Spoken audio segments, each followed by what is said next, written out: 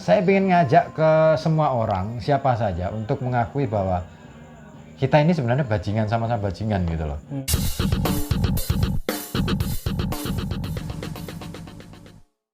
Mulai ya. Selamat datang bosku, kembali di channel Jeda Ngopi Official. Melanjutkan aktivitas kita untuk ngopi-ngopi di jeda waktu kita supaya nggak boring. Hari ini kita ngopi sama seorang yang punya perhatian besar di dunia sastra, dan kebetulan beliau orang Pekalongan. Kebetulan mungkin ya, karena takdir Tuhan. Karena orang Pekalongan, akhirnya beliau peduli pada perkembangan sastra di Pekalongan. Namanya Kang Ribut Akhwandi. Dipanggilnya enaknya apa? Kang Ribut aja. Kang Ribut. Memang di mana-mana dipanggilnya gitu, Iya, enggak Pak apa Mas? Enggak, nek aku ngene.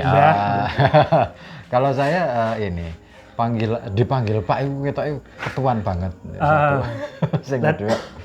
Terus kalau dipanggil Mbah yo tambah tuane kan. Kang aja deh. lah, padahal jenengan kan akademisi. Mahasiswanya manggilnya Kalau di dalam kelas memang mereka memanggil Pak, tapi kalau di luar kelas kita sudah di luar ya sudah panggil aja Kang gitu. siap. Biar mereka Karena lebih itu akrab. namanya ya, namanya di dalam kelas. Ya. Mahasiswa saya tak suruh manggil Mas ya ora gelem, jare lah dosen ya manggilnya Pak gitu. Ya wis lah. Kayak Kang Ribut Akhwandi ini sehari-hari aktivitas Sehari-hari karena ini masih lockdown ya di rumah. waktu di rumah. Karena masih lockdown. Pak, Enggak. akademisi ya? Kalau sehari-hari karena saya home base-nya di Unikal. Tapi, Akademisi? Ya akademisi lah. Eta-eta ngono. Oh, itu. Prodinya itu maksudnya bidang akademiknya sastra Indonesia dan sangat menekuni sastra. Memang passion ya? Awal mula gini, ketika saya mulai jatuh cinta pada sastra itu sejak kecil ya, sejak SD itu sudah terbiasa dengan baca puisi. Terus kemudian SMP baru mulai kenal karya-karya puisinya siapa Jalaluddin Rumi, terus Khalil Gibran dan lain-lain. Nah itu tambah semakin seneng lagi. Nah SMA sampai kemudian kuliah, pada saat kuliah sempat sinau sastra dengan seorang penulis senior, Kang Ahmad Tohari. Oh yes, Banyumas. Betul, penulis novel Ronggeng Duho Paro. Ya. Oke. Gitu. Berarti, tapi kuliahnya kan sastra ya? Iya. Berarti kan passion sesuai dengan ini. Betul. Orang tuh, karena maksudnya ya berarti jenengan, kalau menurut saya pribadi penilaiannya jenengan beruntung lah bisa mengenali passionnya sejak SMA. Sehingga tidak salah milih jurusan, karena banyak kita itu kan kadang merasa salah memilih jurusan ya. Iya. Misalnya saya dulu tuh waktu tes potensi waktu BK salah memilih jurusan apa salah memilih nasib? Nasib nggak dipilih, nasib kan nggak dipilih, dipilihkan. Gitu ya? Iya. Oke. Saya pernah itu di tes di guru BK kan, potensi nomor satunya itu filsafat. Terus nggak tahu apa-apa saya sebenarnya, nggak tahu kuliah filsafat itu di mana, saya nggak ngerti. Malah gurunya cuma ada di UGM Mas, masuknya susah. Dia cuma bilang gitu. Akhirnya ya wis lah, aku karena ngerti ini biologi aja. Tapi aku mbiyen ki malah IPA aku malah jago loh. Itu ada hubungannya Mas, karena banyak. Ini akhirnya pembenaran saya ketika suka filsafat tapi kuliah di biologi. Persamaannya adalah karena kita sama-sama mencari tahu asal-usul kehidupan. Dan ternyata itu dirasakan juga sama orang-orang fisika. Karena mereka merasa menemukan teori Big Bang. Jadi awal mula dunia itu orang fisika yang tahu katanya. Itu saya ketemu waktu seminarnya UI lah, pokoknya mereka klaimnya begitu. Jadi mungkin itu persamaannya Mas. Makanya jenengan IPA-nya bagus setia. Nyambung sih pancen, memang nyambung. Ya problem kita kan hari ini ketika ngomong soal dunia ilmu pengetahuan, kita terlalu mendikotomis antara ilmu alam dengan ilmu sosial, soalnya dua bidang yang berbeda. Jajane nyambung. Dalam dunia kehidupan praktisi nyambung ya. Tapi waktu sekolah emang susah Mas. Iya betul. Saya kalau IPS yo angel, berarti geografi itu mesti 20 atau 30. Oke lanjut Mas, nih apa bagian dari sastra Pekalongan nih kayak apa sih sekarang Mas? Saya awam nih, sastra di Pekalongan tuh perkembangannya. Sekarang atau dari yang dulu? Ya dari dulu mungkin, karena kita pernah punya Taufik Ismail itu beneran orang Pekalongan? Enggak, kalau Taufik Ismail itu kan sebenarnya lahir di Sumatera Barat, cuman kan pernah dibesarkan di Pekalongan. Karena ayahanda beliau itu kan di rumah Abdul Ghaffar itu, yang di Agus Salim itu, perempatan itu kan sebenarnya itu penjara Pak Abdul Ghaffar, pengasingan buat beliau.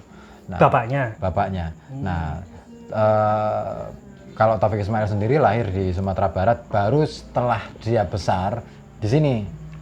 Sempat sekolah di sini di SMA Kartini itu, di SMA 1. Nah, terus Mas Gunawan Muhammad itu asli orang Batang. Gunawan Muhammad Tempo.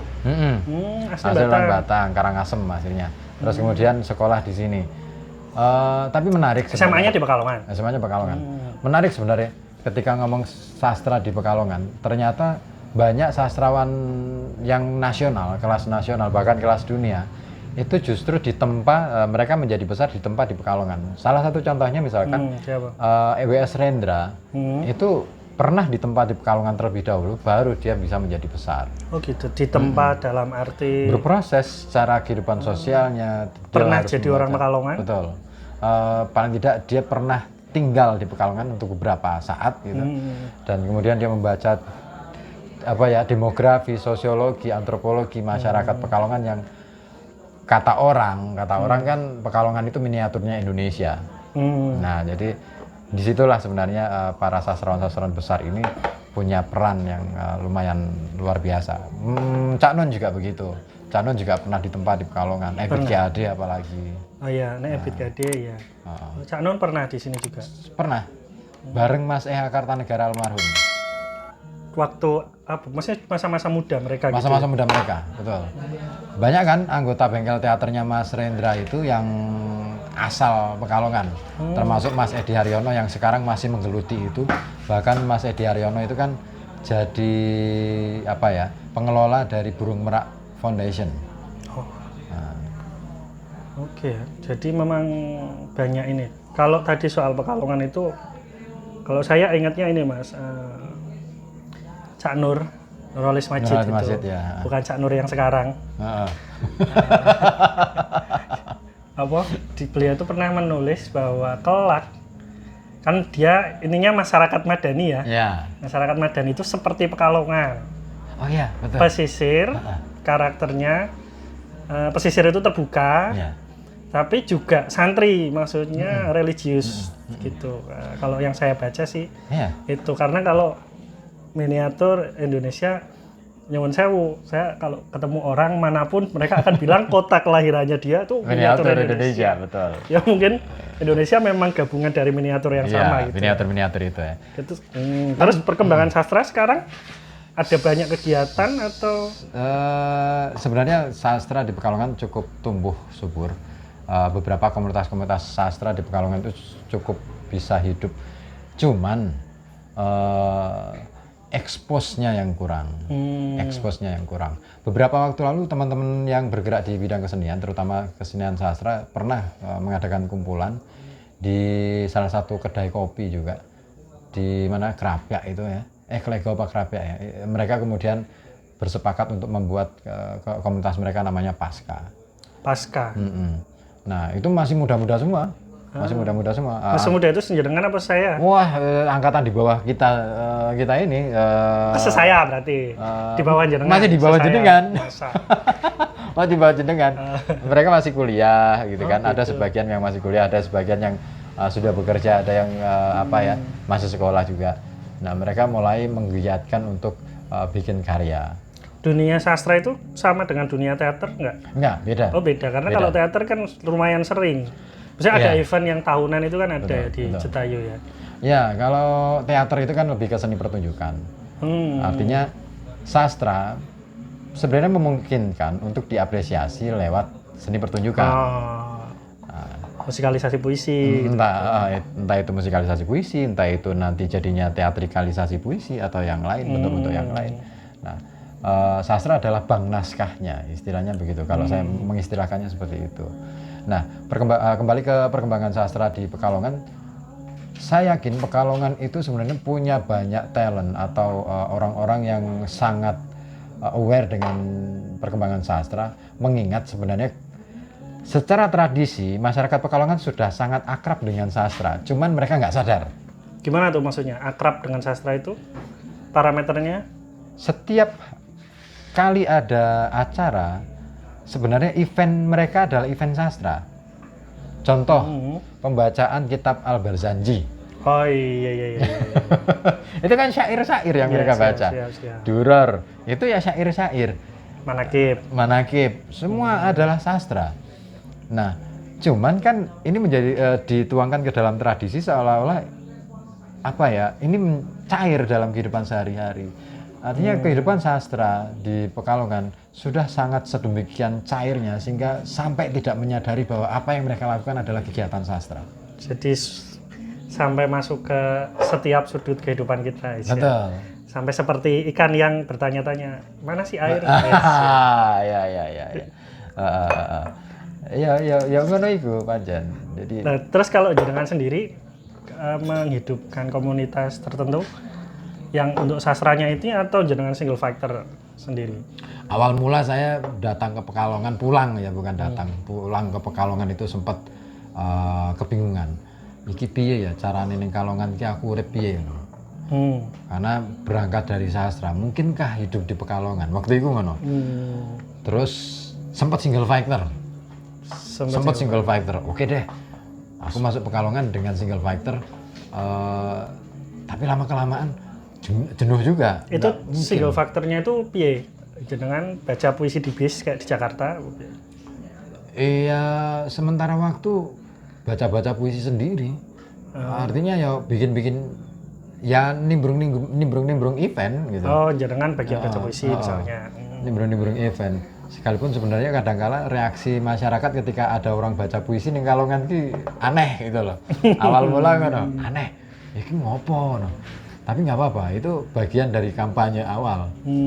Nah, begitu saya sudah mendapatkan banyak teman di Pekalongan, terus akhirnya ayo iki iso iki digerakin ning sastra. Maka terjadilah saya bikin semacam komunitas namanya Omah Sinau Sogan. Omah Sinau Sogan. Sogan itu motif batik kan? Betul. Terus kenapa Omah Sinau? Ambil nama itu ya. Memang. Sogan itu apa sih? Kalau saya mencermati Sogan itu kan perpaduan antara warna gelap dan terang.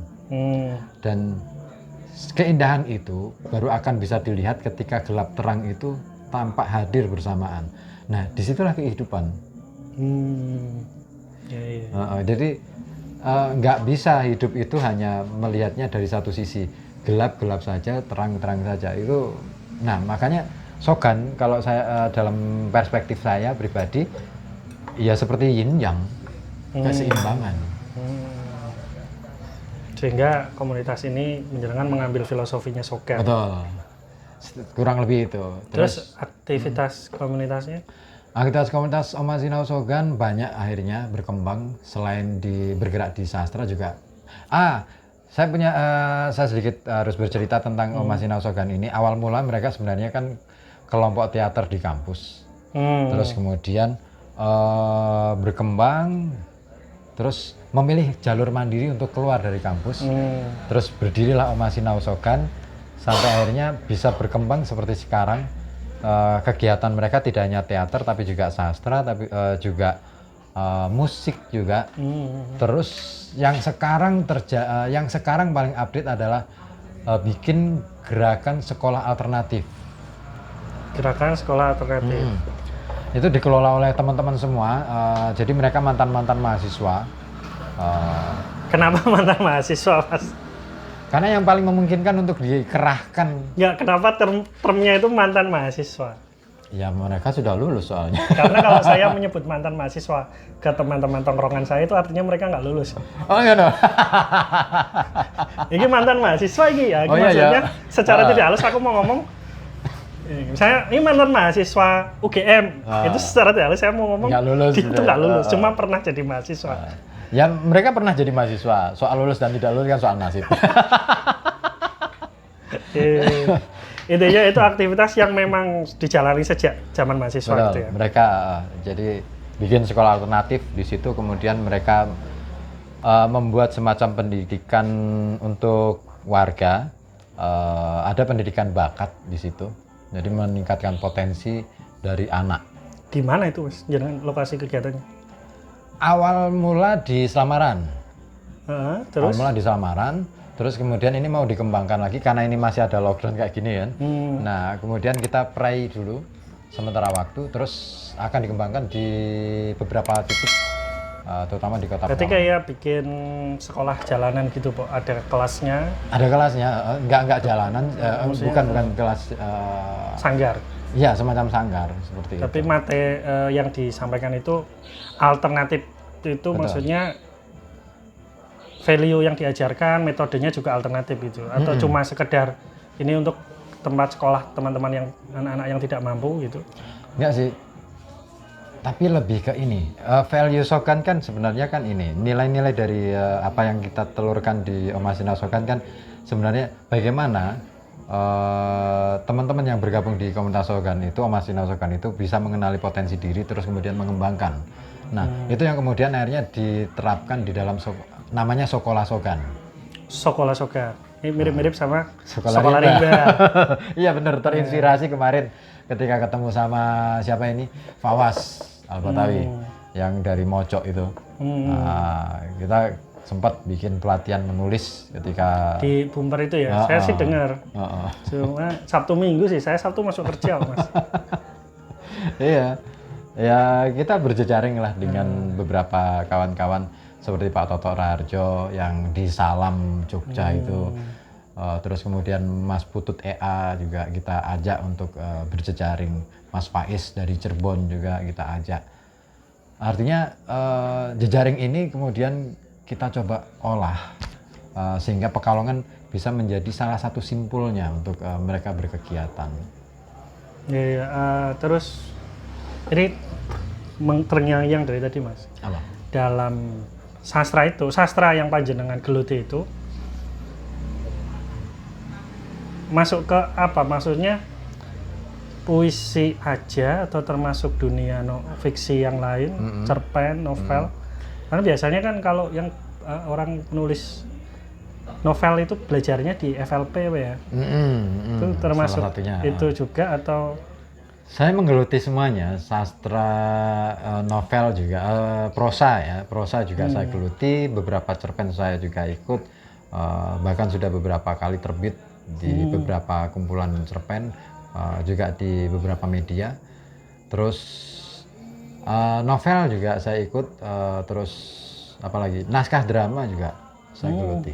Semuanya. Di Shokan itu juga menggarap semua segmen itu. Pelajaran menulis juga kita bikin.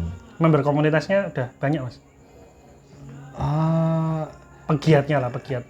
Kita nggak punya model sistem bahwa kalau masuk Shokan harus seperti ada anggota, enggak. Tapi Shokan itu semacam keluarga besar, rumah besar. Jadi rumah kecil yang kemudian menjadi besar. Jadi gini, siapa saja yang datang ke Shokan kemudian dia nyaman di situ, ya sudah kita terima sebagai keluarga. Sebagai keluarga besar. Jadi tidak matok bahwa Shokan adalah komunitas yang bersifat kaku, enggak. Berarti kalau pernah menerbitkan antologi sendiri belum, Mas? Sementara belum.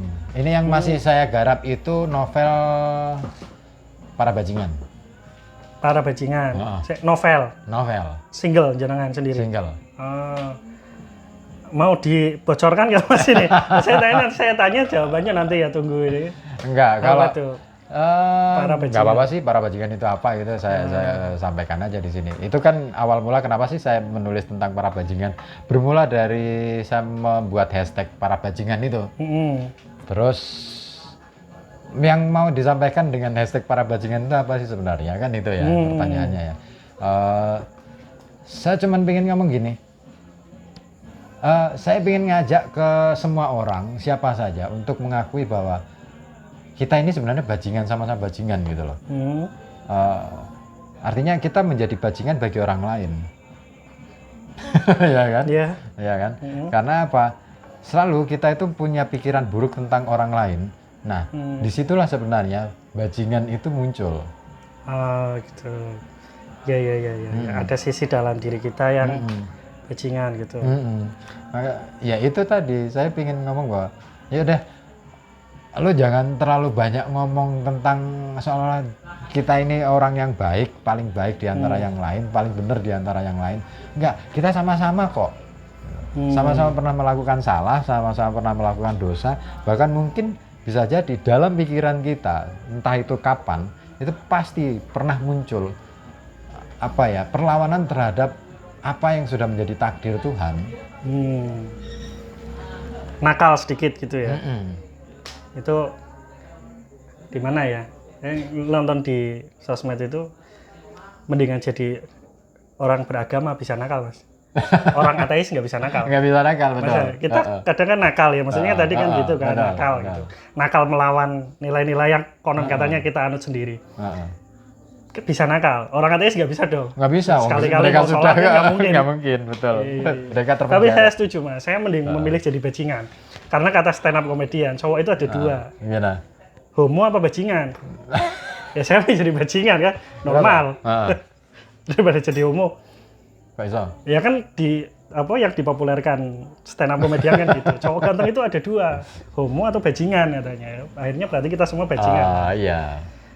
Oke, jadi itu apakah novel yang bercerita tentang Pekalongan, ada setting latar Pekalongan atau kulturnya gitu? Enggak? Saya mencoba membuat setting itu sefantastis mungkin, karena yang paling jarang digarap oleh novelis Indonesia itu kan novel-novel fantasi. Hanya beberapa seperti Tasaro GK itu sudah membuat novel yang fantasi gitu. Terus ada penulis Pekalongan Aveus Har misalnya, itu juga pernah membuat novel fantasi. Nah, saya ingin membuat novel fantasi yang sekaligus di situ di dalamnya akan saya munculkan science fiction. Novel fantasi yang jenengan maksud ini kalau contoh yang populer apa ya? Dunia Shopee gitu, Pak? Enggak. Fantasi ya kayak misalnya nih Harry Potter. Nah, itu fantasi kan. Dia tidak ada dalam kehidupan nyata, tapi kemudian seolah-olah menjadi real, hadir. Lord of the Ring. Ya. Oh, sih semacam itu ya. Oke. Cuman bumbu-bumbu science fiction saya masukkan, makanya belakangan saya lebih suka membaca buku-buku science. Science fiction itu, ini pendapat saya pribadi, Mas ya. Science fictionnya Barat itu mereka memang based on science. Ya. Misalnya film-film yang superhero lah. Misalnya mutasi genetik. Betul. Itu semua based on science. Sementara science fictionnya kita Indonesia itu seringkali nggak based on science. Misalnya sinetron nih. Kan ceritanya biasanya putri yang tertukar, anak yang tertukar, terus mereka tes DNA gitu ya. Saya pernah lihat adegannya itu kan, supaya ini anak tes DNA-nya itu salah, terus tabungnya dipindah, Mas, tek gitu di adegannya. Betul. Padahal kan nggak gitu. Tabung dipindah kan labelnya masih utuh. Maksudnya ini nggak based on science. Kalau Barat kan rigid ya. Karena gini, bener-bener based on science lah. Setidaknya itu prediksi atas sains yang sudah dasarnya sekarang. Ya, betul. Gini, keterjebakan kita di dalam sastra ya, terutama perkembangan sastra di Indonesia. Saya sebenarnya sempat protes bahwa kenapa sih sastra Indonesia hanya mengulik masalah sosial? Ya kan? Ya. Sehingga tidak cukup memperkaya pengetahuan pembaca sastra bahwa di dunia ini ada banyak warna, ada banyak elemen dimensi-dimensi kehidupan yang tidak sempat kita sentuh. Misal gini, ketika saya mencoba mengulik tentang kimia misalkan, air misalnya, air itu terdiri dari dua unsur, hidrogen dan oksigen. Tapi dua unsur ini ketika ketemu, bisa bersenyawa menjadi air. Tapi adakah ahli kimia yang bisa menciptakan air? Meskipun sudah tahu unsurnya. Nah, ini kan menarik. Nah, artinya hal-hal semacam ini yang harusnya dimunculkan sehingga orang tidak lagi berpikir tentang masalah nasib.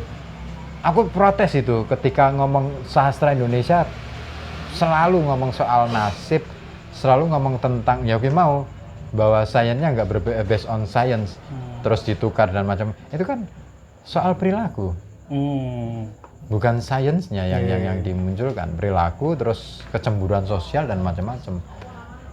Rasa-rasanya itu. Tapi memang film kalau akhirnya kalau itu menyambungnya ke film, memang kan kita sangat tertinggal kalau science fiction, karena banyak film, kita sudah memproduksi banyak film, beberapa sudah masuk itu, tapi kan semua drama sosial, yaitu mengangkat itunya sosial. Tapi science fiction kita masih kayak ada yang efeknya jelek, teori, landasan teorinya juga itu ngaco gitu. Betul.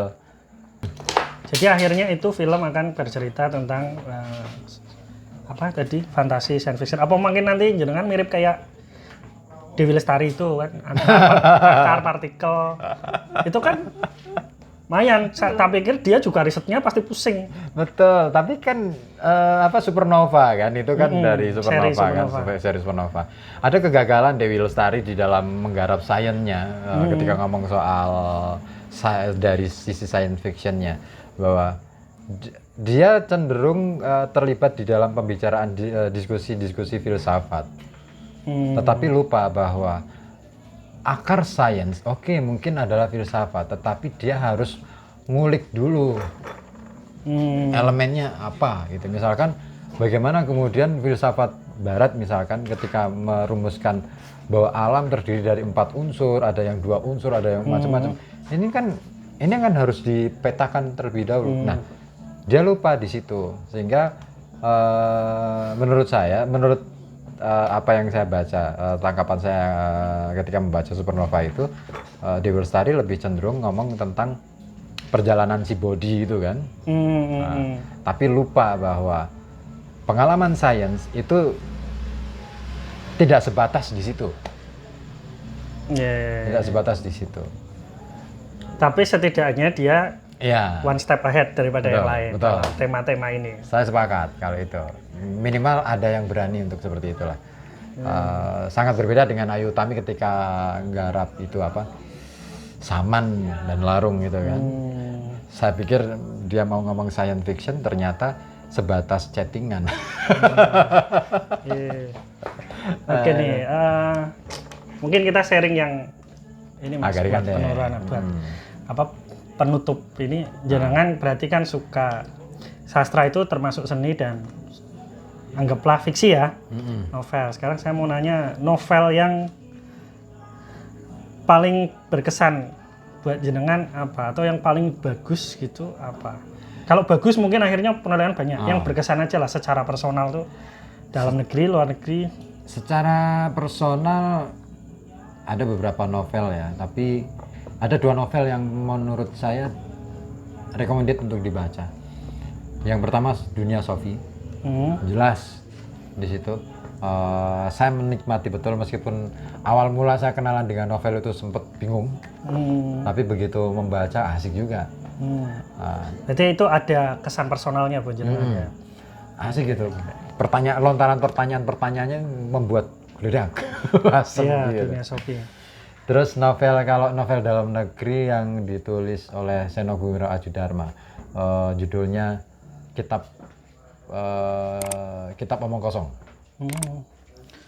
Saya suka gayanya beliau mencoba mendeskripsikan tentang latar, alur dan macam-macam. Ketika membaca itu, seolah saya sudah mendapatkan gambar ini seperti sebuah film. Itu keren. Tapi Dunia Sophie itu ternyata ketika keluar sequel-sequelnya tuh nggak sebagus Dunia Sophie. Itu, betul. Entah karena topiknya itu kan, saya ya sama. Tapi kalau saya melihat Dunia Sophie bagus, tapi bukan yang paling berkesan buat saya. Maksudnya ya enlightening lah. Cuma ternyata pas Dunia Ana kan, habis itu kan keluar Dunia Ana. Tak baca wis beda jauh kan. Dunia Sophie tebel banget, dia tipis. Ya mungkin dia karena Dunia Sophie kan temanya filsafat, Dunia Ana isu lingkungan, tapi ternyata kok nggak sedahsyat iya. itu gitu.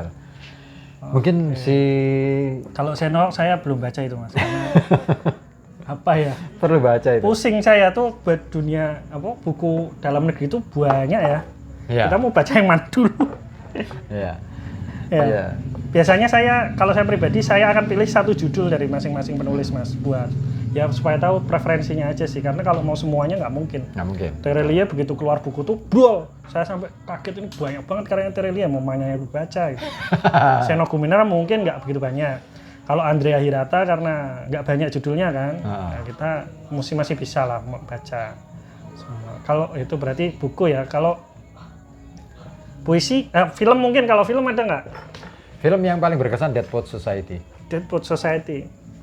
Beberapa teman-teman saya menganggap itu memang sangat berkesan buat mereka, tapi saya pas nonton ya aja. Kayak Mahabharata. Mahabharata India itu Shah Rukh Khan. Kayaknya temanya nggak jauh beda. Tapi beberapa teman sih memang mereka juga sangat senang banget lah Dead Poets Society. Oke, terus kalau puisi Mas? Puisi saya lebih cenderung ke puisi-puisinya Mas Rendra. Rendra ya. Bukan karena sebatas puisinya, tetapi saya mencoba mendalami kehidupan beliau sehari-hari. Yang ternyata kalau kita telusuri di dalam puisinya ketemu juga, dan itu luar biasa menurut saya. Rendra. Kalau saya punya puisi Mas, tapi bukan dari seniman ya. Ya emang dia nulis puisi. Nggak tahu jenengan tahu apa enggak ya? Biasanya tahu. Puisinya tuh 2 bait pertamanya tuh, akhirnya semua akan tiba pada suatu hari yang biasa, pada suatu ketika yang telah lama kita ketahui. Kabut tipis pun turun pelan-pelan di lembah kasih. Sogi. Ya dia catatan hariannya sebenarnya doang. penyair loh dia. Ya kan kuliahnya sastra juga sama kayak jenengan. Awal cuman kan tidak dikenal sebagai penyair gitu kan. Iya. Tapi sebenarnya dia penyair loh. Dikenal sebagai orang yang mati muda. Demonstran. Ya, kalau saya secara pribadi itu yang paling berkesan buat saya Mas. Dari segi bukunya, dari segi ya mungkin karena referensi saya nggak sebanyak jenengan lah soal itu. Jadinya pertimbangannya gampang. Mana nih yang paling berkesan? Oke, jadi terima kasih Mas sudah ngobrol-ngobrol dengan kita. Menarik sekali, kayaknya harus ada episode selanjutnya. Terus kalau ada yang mau ikut komunitas Shogun, caranya menghampiri jenengan kemana? Gini, nggak harus ikut Shogun. Nggak. Karena jenengan mempunyai banyak komunitas ya, Ma'iyah juga gitu ya. Iya, saya nggak mau sombong deh. Nggak mau sombong deh. Artinya saya ke siapapun, ke komunitas manapun saya selalu sambangi. Ya supaya dunia komunitas Pekalongan itu supaya bisa akur gitulah, nggak bersaing dari sisi yang nggak perlu gitu kan. Atau misalnya ada yang nonton terus, wah nih saya sama nih kayak jenengan baru pulang kuliah, suka seni sastra, bingung di Pekalongan. Nah ini caranya menemui jenengan kemana? Atau? Gampang sih. Sementara waktu ini kan saya sedang seneng garap puisi nih. Jadi saya akan membacakan puisi siapa saja. Yang terpenting adalah si penulis puisi ini punya karya, terus mau mengirimkan ke saya, entah itu via WA, entah itu lebih baik sih via WA supaya saya dapat kontaknya juga.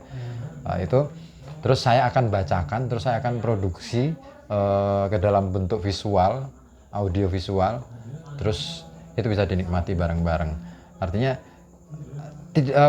siapapun itu tidak harus menjadi penyair yang hebat, tapi paling tidak keberanian untuk berkarya itu penting. Jadi setidaknya kalaupun belum ketemu orang yang sefrekuensi, ya tetap berkarya. Jangan berhenti. Betul. Kalau saya suka nulis Mas, tapi di Facebook aja, dan kayaknya belum ketemu sih yang maksudnya sampai untuk membuat antologi gitu. Sama. Aku juga belum. Karena ya nggak tahu lah kayaknya. Akhirnya ya ini bikin keisengan ini. Iya, kalau saya sih paling nimbrung. Dan itu nanti jangan baca di YouTube ya? Iya, YouTube. Sudah banyak ya subscribernya ya? Saya ngiri John. Sudah 5.000. Iya, ini kayaknya 5.500. bagilah 500. Boleh. Ini buku apa Mas? Buku apa nih? Ini kan ketika kemarin ikut Simposium Sastra Indonesia Internasional di Bali, isunya lingkungan. Ubud Writers itu, Bu? Bukan. Saya belum pernah ikut Ubud juga, tapi nggak lolos, nggak lolos seleksi. Nah ini yang diadakan oleh para penyair di Bali. Terus alhamdulillah lolos. Dari 900 naskah yang dikirim, diambil 50. Nah, karya saya salah satunya yang ada di masuk di buku ini, coba pinjam Mas. Bandara dan laba-laba. Saya ingatnya bandara dan udara. Memisahkan New York dan Jakarta. ADC. Nah, ini ditunjukkan ya. Ini bukunya jadi dijual Mas, ada di toko buku? Itu enggak ada. Cuman itu menjadi dokumentasi dari panitia sehingga lumayan lah. Ajang tahunan sebenarnya Simposium Sastra Internasional itu. Diterbitkan Pemprov Bali. Oh, gitu. Didanai sama Provinsi Bali. Lumayan. Kita sebagai orang Pekalongan kadang yang ngiri Mas kalau kota lain bisa ngadain yang begini. Betul. Harus ngiri. Harus ngiri. Kalau nggak ngiri, saya sebenarnya pingin loh ngumpulin teman-teman penyair se-Pekalongan atau se-Indonesia kumpul di Pekalongan terus bikin sesuatu gitu yang hulu ledaknya itu luar biasa. Cuman ya itu tadi, kadang-kala aku mikir modalnya kok ngendi. Saya ingin ada genep via Zoom meeting, nggak modal Mas. Iya sih bisa.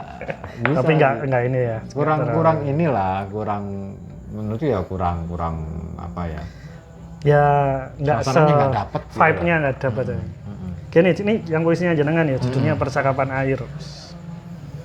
Kepada tubuh air bicara. Karena nanti mungkin ini pasti kan ada di YouTube-nya jenengan ya. Oh ya, insya Allah ada. Nah, saya nggak usah bacain. Oke, terima kasih banget Kang Ribut. Oke, siap. Terima kasih sudah ngobrol-ngobrol bareng kita. Sangat inspiring ya dunia sastra. Kadang banyak di antara kita yang sebenarnya menikmati sastra tapi dipendam sendiri, suka baca buku, suka baca. Oh ya Mas, ini kalau masih ada durasi Mas. Milenial sekarang itu, cobalah mungkin mahasiswanya jenengan ya, kalau nggak dipaksa, suka baca buku apa kira-kira atau suka baca apa? Kira-kira baca apa Mas? Kalau mahasiswa jenengan? Rata-rata baca status. Ya, kalau saya yang kaget baca Wattpad. Oh iya. Wattpad ya, apa itu? Oh, Wattpad ya. Wattpad ya. Download. Ternyata di situ itu situs berbagi tulisan ya. Betul. Tapi akhirnya mereka nggak mengenal sumber-sumber referensi konvensional yang ada di toko buku gitu. Maksudnya ya ayolah beli buku itu. Tapi itu bagus loh. Maksudnya masih ada gitu kan. Orang-orang yang mau baca daripada nggak sama sekali. Ya. Terima kasih banyak Kang Ribut sudah mau ngobrol-ngobrol dengan kita. Semoga kita bisa ketemu lagi di selanjutnya mungkin dalam tema-tema yang lain. Makasih teman-teman semua sudah mau dengerin dan nonton kita ngobrol nggak jelas tadi. Jangan lupa ya subscribe. Terima kasih, sampai jumpa.